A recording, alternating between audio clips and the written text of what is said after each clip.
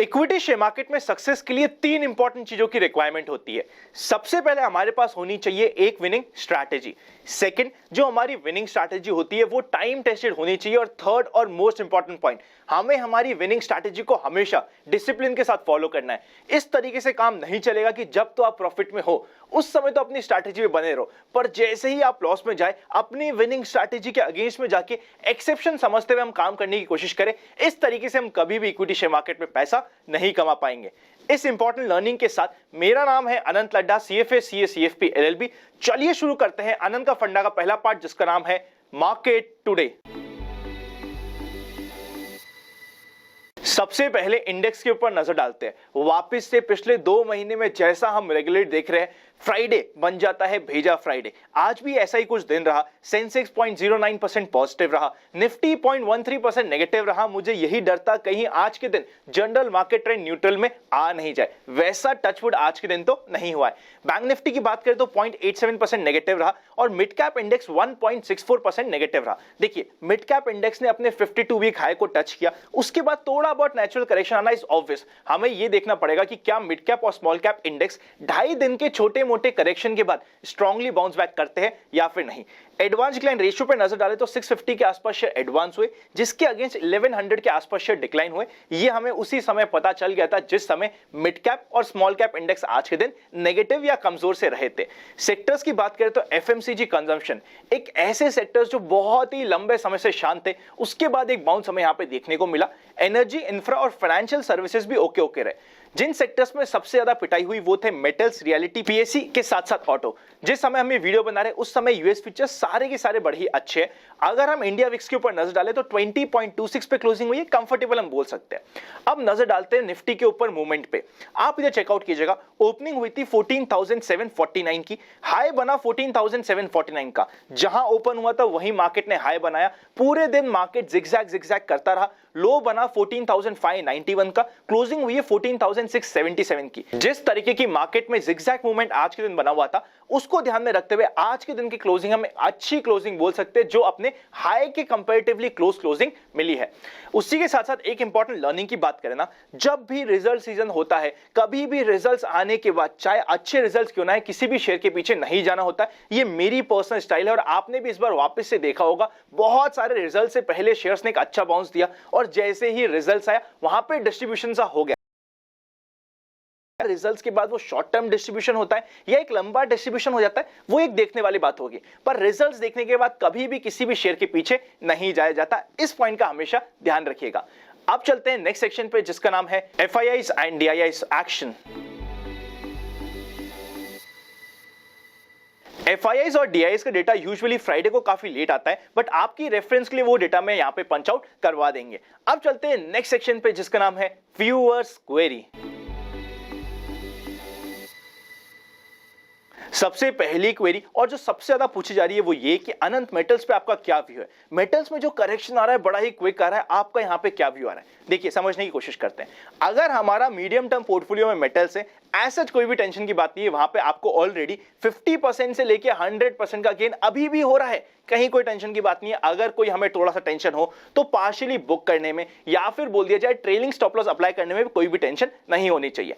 अब बात करते हैं शॉर्ट टर्म पोर्टफोलियो की। अगर आपने रेगुलरली आनंद का फंडा देखा है या फिर हम बोल दी कि मेंबर्स ओनली वीडियो देखे, तो डिटेल में हमारी हमेशा बात हुई है कि जिस लेवल में मेटल्स है अब मैं भाग के वहां पे नहीं लूंगा, और लूंगा भी तो बहुत जल्दी प्रॉफिट बुक करना जरूरी हो जाता है। जैसे फॉर एग्जांपल, जैसे ही ट्यूसडे को पहला डिप मिला था मेटल्स में, मैंने कुछ बाय किया था, पर अगले दिन जैसे ही 5% का गेन मिल रहा था, बुक भी कर लिया था। ओपन फॉर ऑल टेलीग्राम पे भी बताने की कोशिश करी थी। मतलब अब मेटल्स में यहां पे जल्दी जल्दी भाग के यूज नहीं करूंगा। शॉर्ट टर्म पोर्टफोलियो में यूज करने के लिए एटलीस्ट हमें 5 दिन वेट करना जरूरी हो जाता है। 5 इज अ फिबोनाची नंबर। 5 दिन बाद देखेंगे कि किस तरीके से मेटल्स में मूव हो रहा है, नहीं तो एटलीस्ट 2.5 दिन का वेट करना तो कंपलसरी हो ही जाता है। उसी के साथ साथ अगर आपने लास्ट मेंबर्स ओनली वीडियो ढंग से देखा हो तो हमारी वहां पे क्या डिस्कशन हुआ था। शॉर्ट टर्म पोजीशन अब मैं मेटल्स में भाग के नहीं बनाऊंगा। साथ ही साथ मेटल्स में जब भी करेक्शन आएगा बहुत ही क्विक आएगा, चाहे वो 10% 15% का हो, और जब भी करेक्शन आएगा किसी ना किसी न्यूज की वजह से आएगा। हमें यह थोड़ा पता होता है कि न्यूज चाइना से आएगी या US से आएगी, पर अभी भी जो करेक्शन आ रहा है वो चाइना की वजह से आ रहा है। चाइना ने थोड़ा सा मार्जिन की दिक्कत करी, जिसकी वजह से सब जगह मेटल्स में थोड़ा सा करेक्शन हो रहा है। हमें ये समझना पड़ेगा कि न्यूज मुझे नहीं पता कि कहां से आएगी, पर एक न्यूज ही थी जो मेटल्स की रैली को रोक सकती थी और वही न्यूज हमें आई है। अब हमें एटलीस्ट 2.5 दिन या 5 दिन बाद रिव्यू करना पड़ेगा कि किस तरीके का माहौल बन रहा है शॉर्ट टर्म पोजीशंस बनाने से पहले। अब चलते हैं नेक्स्ट सेक्शन पे, जिसका नाम है स्टॉक्स इन फोकस। अगर अभी तक आपके पास डीमैट नहीं है तो डिस्क्रिप्शन में डीमैट अकाउंट ओपनिंग्स और प्राइवेट चैनल पर जुड़ने का प्रोसेस मिल जाएगा, वरना लगे यूजफुल तो आप ज्वाइन बटन मेंबरशिप भी कंसीडर कर सकते हैं। आज हम 2 इंपॉर्टेंट शेयर्स पे इंपॉर्टेंट लर्निंग्स लेने की कोशिश करते हैं। सबसे पहला इंपॉर्टेंट शेयर होने वाला है वेल्सपुन, जिसका चार्ट आप सीधे सीधे इधर चेकआउट कर सकते हैं। मेरी पर्सनल किस तरीके की पोजीशन थी वो मैं बताने की कोशिश कर रहा हूं और उसके पीछे का रीजनिंग क्या थी वो आपको समझाने की कोशिश करता हूं। ये जो कंप्लीट फ्रेमवर्क है, जो रीजनिंग है ना, बहुत सारे शेयर्स में आपको रेगुलरली मिलने ही वाला है। देखिए, ये एक ऐसा शेयर था जिसको ब्रेकआउट से पहले अराउंड 80 से 83 के लेवल पे मैंने एक्यूमुलेट कर लिया था। जैसे ही इसका पहला ब्रेकआउट आया, रफली 4 दिन पहले आप चेकआउट कर सकते हैं, 88 के ऊपर जाते ही कंप्लीट ब्रेकआउट आया था। जैसे ही ब्रेकआउट आया, हमेशा ध्यान रखिएगा, ब्रेकआउट के बाद कई बार शेकआउट हो जाता है। उस शेकआउट में डरने की जरूरत नहीं होती। ब्रेकआउट हुआ, इसने अपने एक शॉर्ट टर्म टॉप बनाया, थोड़ा सा शेकआउट हुआ, रफली 98 से लेके 100 के लेवल्स तक गया, फिर वहां से थोड़ा सा शेकआउट हुआ। शेकआउट कितने दिन का होगा आप सभी को पता है, 2.5 दिन का। 2.5 दिन का मैंने वहां पे वेट किया और जैसे ही ट्यूसडे को 2.5 दिन कंप्लीट हो रहे थे, क्लोजिंग में इसे वापस से रीएड किया। ध्यान से समझिएगा, ब्रेकआउट के बाद अगर शेकआउट हो तो शेकआउट में हमें एडिशन करना होता है 2.5 दिन बाद, और जैसे ही एडिशन किया आज के दिन कंप्लीट ब्लास्ट हो गया। अब क्योंकि इसके रिजल्ट भी थे, इसलिए मैंने पर्सनली यहां पे थोड़ी प्रॉफिट बुकिंग कर ली है और बाकी पे ट्रेलिंग स्टॉप लॉस अप्लाई कर दिया। यहां पे हमारे लिए क्या क्या लर्निंग थी, अगर आप प्योर ब्रेकआउट पे बाय करते, उसके बाद अगर थोड़े बहुत शेकआउट्स हो, उसमें डरने का नहीं होता। शेकआउट में अगर आपको एडिशन करना है तो 2.5 दिन का हमें एटलीस्ट वेट करना चाहिए, कभी भी पहले शेकआउट पे एडिशन नहीं होता है। इसी तरीके से एक और एग्जांपल देता हूं वेंकीज का। परफेक्ट ब्रेकआउट हुआ था 1750 के लेवल पे, आप इधर चेकआउट कर सकते हैं। जैसे ही ब्रेकआउट हुआ, पहले दिन काफी लोगों को टेम्पटेशन हुई कि यहां पे हम एग्जिट कर ले। काफी मेंबर्स के कमेंट भी आए कि अनंत आप क्या कर रहे हो, कुछ नहीं किया। सेकंड डे कुछ भी नहीं किया, लेकिन आज था 2.5 दिन, मतलब 2 दिन से रेगुलरली भाग रहा था, आज था 2.5 दिन, इसलिए आज के दिन जाके मैंने इसमें पर्सनली कुछ प्रॉफिट बुकिंग करी।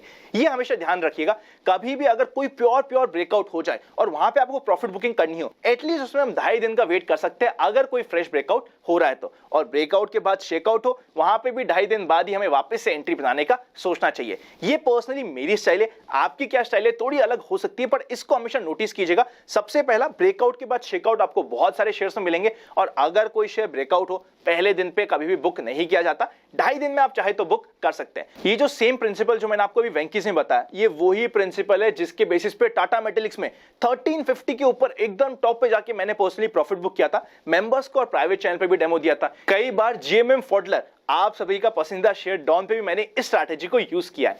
अब चलते हैं नेक्स्ट सेक्शन पे, जिसका नाम है जनरल मार्केट ट्रेंड।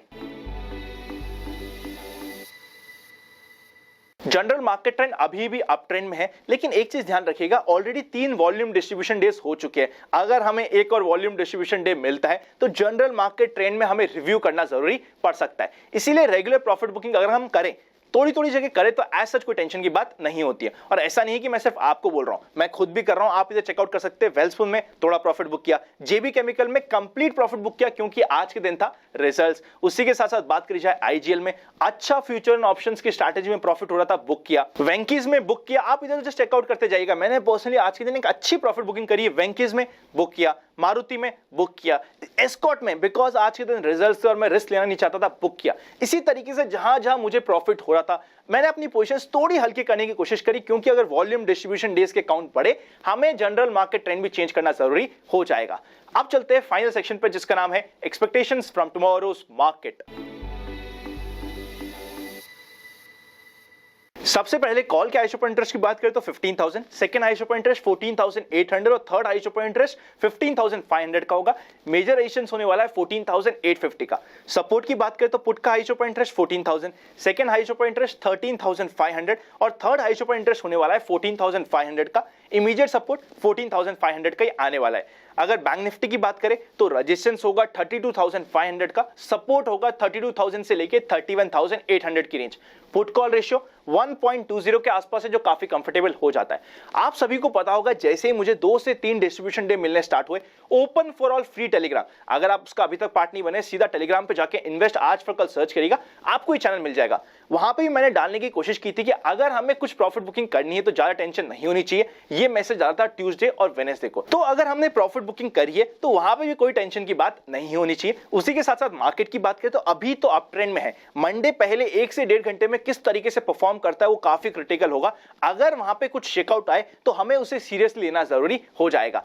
अगर ये वीडियो अच्छा लगे तो लाइक करे बिना मत जाएगा। उसी के साथ साथ आप में से काफी लोगों को ऑलरेडी पता है कि नेक्स्ट वीक आने वाला है मेरा बर्थडे, तो मैंने सोचा कि मेरे बर्थडे पे आपको क्या गिफ्ट दिया जाए। तो गिफ्ट मैंने ये दिया है, अगर अभी तक आपने ऑप्शंस की डिटेल सीरीज नहीं देखी है, आपके लिए ऊपर आई बटन में लगा दिए, उसको एटलीस्ट चेकआउट कर लीजिएगा, जरूरत पड़े तो 2 बार देख के रखिएगा। अब हम क्या करने वाले हैं, देखिए अभी जो ऑप्शन सीरीज है बिल्कुल फ्री है और वो इंडिया की one of the most simple to understand and apply series है। उसी का एक एडवांस वर्जन, देखिए वैसे तो वो सीरीज कंप्लीट हो चुकी है बट उसके कुछ ऐसे पॉइंट जो हमें पोर्टफोलियो बनाने में हेल्प कर सकते हैं, उसकी एक एडवांस सीरीज हम लाने की कोशिश करेंगे।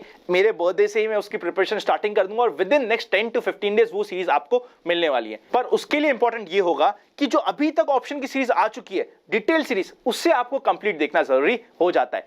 आपकी रेफरेंस के लिए वो सीरीज मैंने ऊपर आई बटन में भी लगा दी है। मिलेंगे नेक्स्ट वीडियो में, तब तक happy investing and I will see you very soon.